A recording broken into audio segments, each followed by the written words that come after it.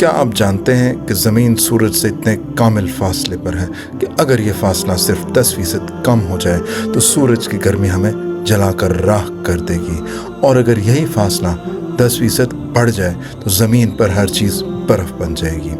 अगर ज़मीन अपनी गर्दिश सिर्फ 10% तेज़ कर दे तो हवाएं 300 से 400 किलोमीटर फी घंटा की रफ्तार से चलेंगी, और अगर ये गर्दिश सिर्फ 10% सुस्त हो जाए तो ज़मीन पर दर्जा हरारत जो है दिन के वक्त 80 डिग्रीज तक पहुंच जाएगा और रात में ये -50 डिग्री तक गिर जाएगा। सूरज का दर्जा हरारत बिल्कुल मुतवाज़ुन है, ज़िंदगी के वजूद के लिए बेहतरीन।